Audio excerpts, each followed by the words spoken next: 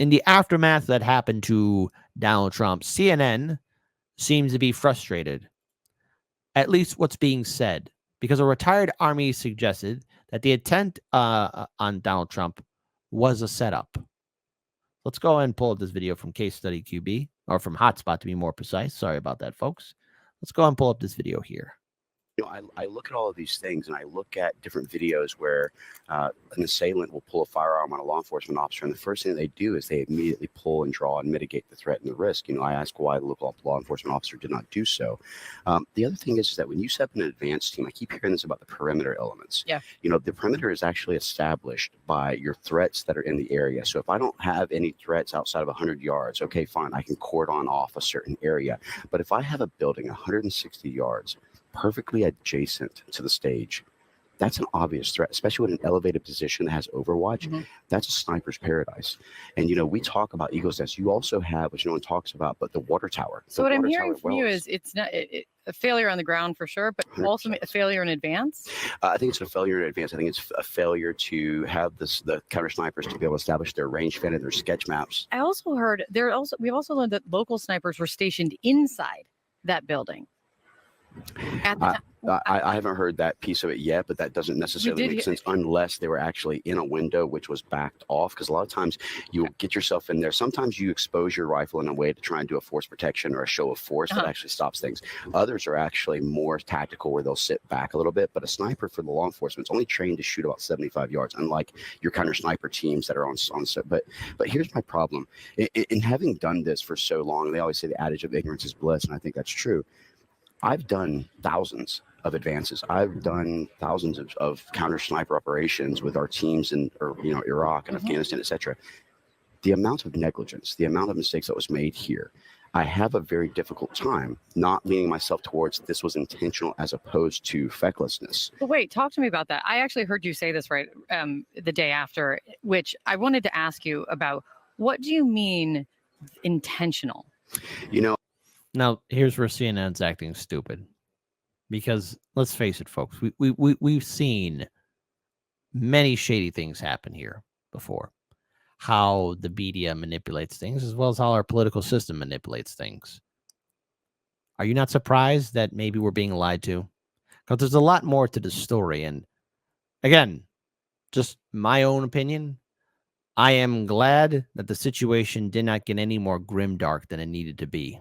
No, I mean an intentional failure on the part of... No, I wouldn't say an intentional failure on the part of, but I got to just, I sit here and I scratch my head. You don't want to be the conspiracist. You don't want to be the person. I'm telling you, because that's what it's leaning to. No, I know. And that's the issue, is that you walk this fine balance of, you're not trying to be a conspiracist, but you look at it and you go, how could this have gone so... But it's one thing if someone on the street says it. It's not.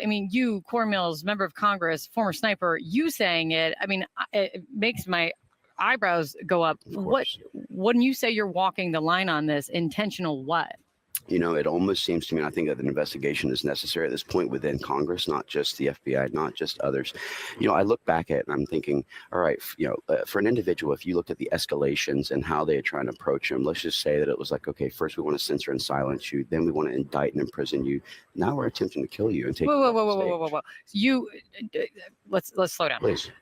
I'm hearing two things from you. Lady, don't cut him off. Let him finish, okay? He's a retired Army sniper. He knows what he's talking about. Jesus Christ. Let him finish.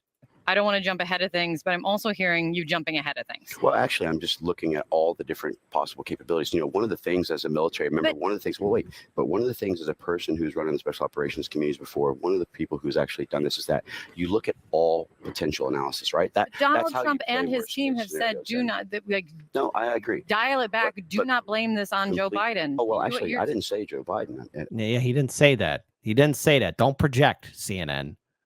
No one's saying that. To be completely Who's the clear. they then? Let's be very specific. Well, that's what the investigations do. Was it local law enforcement that had made the mistakes, or was there something to it? Was there other types of things that we need to be analyzing or looking at and providing analysis? My point is that when something's so significant, you're talking about something that hasn't happened in decades, right? I totally. But my point is this: from a perspective of someone who's actually conducted these, These are not difficult advances. This is not like I'm putting together a stage placement and a tight shot. This is about looking at your surroundings. What is my green, yellow, and red route, which is your routes out in case? What is my actual elements that I need to be looking at as far as mitigating threats or risks or increased levels? Where's my range fan for the sniper that says, okay, here's my 100, my 200, my sketch. Here's an area where someone could shoot. Because here's my thing. So you're Let's saying, just say it's a Royce element. You're saying this is so basic that how big the screw up was, that's what's leading your brain down this That's road? exactly right. And everyone should find it suspicious because this was a big screw up. No presidential candidate should be exposed to that kind of danger. One would wonder that, where was the security? Where was the Praetorian Guard, aka the Secret Service? Because I got to tell you, Secret Service, you guys failed at being so secret. I mean, if one of Xi Jinping's or Putin's bodyguards or detailed security group screwed up, well, I mean, hey, I don't know what would happen to him. One would only hope to at least escape out of country to hide somewhere else, because that is incompetence. You don't have a candidate or anybody running for the highest office of the land to be exposed that open. So one has to wonder just what really went down, the amount of negligence that took place there. In a way, but because here's the other thing. Let's Tom just say Emmer it's was a just on. resource. Tom Emmer was just on with me, and he said very specifically to me, I wrote it down. He said very clearly, it is too early to be talking about who is at fault and who is responsible. That's why an investigation is necessary. Is it not dangerous? Is it not reckless to even be throwing around the word intentionally? So Oh, wait, was it not reckless for all of corporate media to say that Donald Trump was this big mastermind for January 6th or January 7th, whatever one of those 2 days are? I don't know. When the whole world went crazy because Trump was going to cause a new revolution and a civil war without end. I mean, Jesus Christ, corporate media, you were running on that. Wasn't it a bit reckless to say that, that Trump was part of Russia and it was a Russiagate conspiracy, he got elected?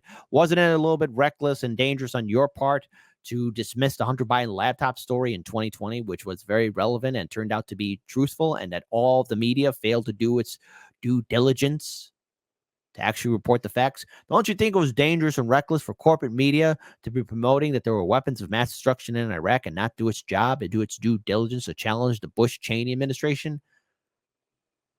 To question things as we do an investigation is recklessness, because at that point, then should we never question anything? My point is this. I'm not trying to be PC. My point is, in the political environment that we are in, what would it have taken? Right? Let's just say that resources was limited. Let's go with that as a reasoning. So how many times have you seen where they just put a police car inside of a parking lot with not an officer in it and just leave the lights on as a deterrent? Why couldn't that have been a simple thing that was placed in? Why couldn't we have said to the owner of the actual AGR company, hey, look, we don't want to disrupt your business, but we also want to make sure your parking lot is clear of people trying to park in there for the rally. Why don't we place an officer there? My point is that this was too easy of a solution. And when I think about 160 I'm just so uncomfortable with even having I'm uncomfortable with having to say it. Trust me, my whole point is that I would like to look at this and say, where was the mistake? Yes, I did notice that she's touching him. And last I checked, he did not consent to be touched. How dare you, lady? He doesn't need to smile for you. Okay, all right, that's a bridge too far. How can we correct it in the future? Why was this actually done? But I think that this does warrant a J13 type commission where we can actually look at it and say, let's investigate and find out why this happened so it doesn't happen to anyone. This is not about a political thing. This is about humongous shift.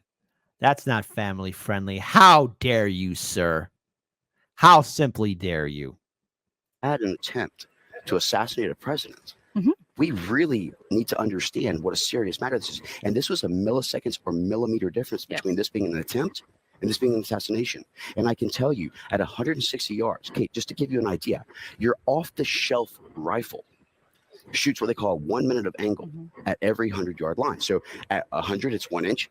200, 2 inches, etc. So now you're talking about 1.6-inch grouping capability of a rifle off a manufacturing line. Your average human being, because we used to do this in understanding sniper training, you're 20 inches shoulder to shoulder, 40 inches head to waist, and you're 6'8" in your average head size. These are kind of the dimensions that you look at as an average. You're talking about a 1.6-inch grouping for multiple shots on a basic rifle.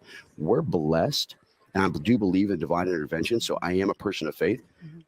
I can't explain, one, I hope that it was a corrugated roof and maybe he slipped off on one of the edges of the corrugated roof or he was rushed. But the whole thing, I think, just needs to have a better explanation so that the American people and everyone can feel comfortable. And I think that's why people are saying pump the brakes, because we've seen. No, not pump the brakes. No. Listen, this is not related to the story. It has no connection, but it kind of does. Who remembers when the New York Times wrote this infamous article? Maybe it's a good idea we don't look into who blew up the Nord Stream pipeline. Let's pump the brakes and not really look into what could have happened or who or what allowed this potential assassination of Trump to happen.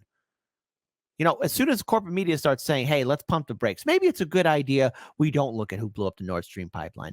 Maybe it's a good idea we don't talk about the Hunter Biden laptop story. Maybe it's a good idea we don't reflect the fact that the media lied to us about weapons of mass destruction in Iraq. Maybe it's a good idea that corporate media doesn't look into the fact that the people who caused the 2008 economic crash were never arrested. Maybe it's a good idea we never look at the fact that corporate media was promoting and doing stories about how corrupt Ukraine is, only then to ignore said stories that they did way, way, way back before the invasion started in 2022. So when you hear somebody say pump the brakes, especially at CNN, that's when you need to cut the brakes and go full on mad dog crazy. Keep on going forward. Conspiracy theories, honestly, on the right and the left. I just said Joni O'Sullivan on that it's already going like wildfire. This is a kind of political environment that they're saying it's too hot and people are jumping to too many conclusions. Well, that's why I am so uncomfortable. As a military member, one of the things that we do is we what if scenario everything in the world, right? That's I know, but I don't know. I'm just saying if it's the what if that you talk about maybe in an investigation and the what if that you are presenting on live television. I don't know. It's just. Well, so listen, I'm a public official. Yes. Anything that I do, anything that I say in the public. I don't try and hide it in private. Absolutely. And look, this man's an Army sniper, okay? And I am going to defer to his expertise. I served 4 years in the Marine Corps. And when I hear somebody who's a professional, especially those who served in the military and part of special operations, special forces, you know, one has to wonder. Even I have been looking at this whole entire map and scenario, how it played out. And boy, oh boy, did the security really screwed up. I mean, bigly. It's not good. It's not good at all. It's not great. I think that the American people need transparency, accountability, and accessibility to the elected officials, not to try and hide behind what we want to look at. And I also think that if the American people know that we're questioning these things as well, it puts them at rest to at least know, why aren't they at least looking into this? Why we should look at every single situation which is of this significance. We should look at it from multiple angles to ensure. And Jacqueline, I'm going to rewind that, but Jacqueline, Jack H. writes, what kind of journalists are these people? Well, first, you made the mistake, Jacqueline, by assuming that a CNN pundit or MSNBC pundit or anybody involved in corporate media, as that matter, is a journalist. They're talent. They're the talent. They are the spokespeople for the corporations. They're not journalists. So that's first mistake there. But hey, spot on, because they're not journalists at all, period. Something suspicious happened, don't investigate. Something suspicious happened, they're told not to look into it because they're following the orders. And number two, don't investigate. Of course, don't investigate because corporate media is not designed to investigate. I mean, occasionally you'll see in local news reports, and yes, even on CNN or MSNBC or Fox News, an investigation special. It's because they've been given the green light because it's a story safe to investigate. They never do their job. They never, ever do their job. And Jacqueline, a fair comment. No, it's perfectly fine.